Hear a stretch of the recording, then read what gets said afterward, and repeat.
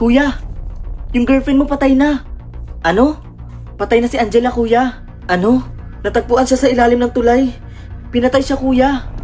Babalik ako. 2 days ago, narinig ko kayo ni Angela nag-aaway. Wala nga akong ibang lalaki. Pag malaman kong may lalaki ka, papatayin ko kayong dalawa. Nakakapagod.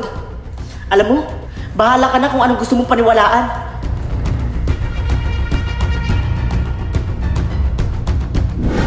Sinasabi mo bang ako yung pumatay kay Angela? Hindi ko din alam, kuya. Pero lasing ka kasi nun. Baka may ginawa ka. Hindi ko magagawa yun. Hindi. Kahit lasing ako, hindi ko magagawa yun.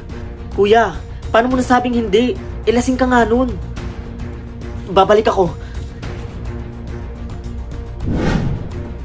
Oh, Angela. Uuwi ka na? Oo. Nakipag-iwalay ka na ba kay kuya? Kahit anong sitwasyon namin, hindi ko iiwan ang kuya mo. Ayaw mo ba sa akin? Hindi kita gusto. Ayoko sa desperadong katulad mo.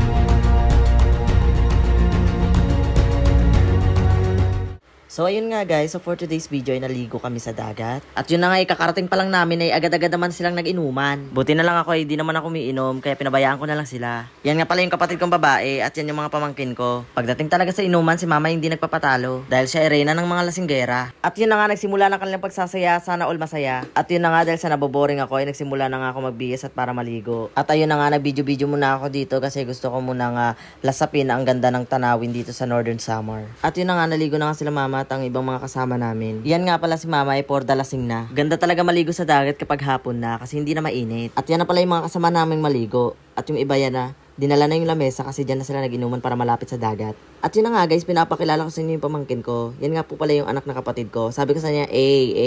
At ito pa guys, ipapakilala ko pa sa inyo yung bunsong anak na kapatid ko. Marunong din yan mag-A. O, A.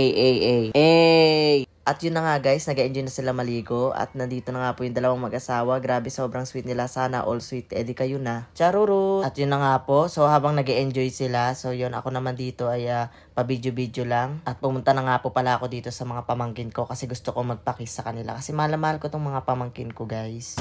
Kiss daw, kiss. Kiss ka na. Kiss daw, kiss. At sa kasamaang palad guys, butas pala yung short ko. At ayun na nga po guys, umahon na si mama at sabi ko, ma, picture tayo. Pero hindi niya alam na video to. It's a prank. OA. At dahil sa naboboring ako, gumawa po ako ng castle. Castle ba yan? Napakasaya talagang gumawa ng mga ganito guys kapag nasa dagat ka. At dahil sa boring na talaga ako, ito nagpaikot-ikot na ako dahil wala na akong magawa sa buhay. At dito lang po nagtatapos ang video. Paalam!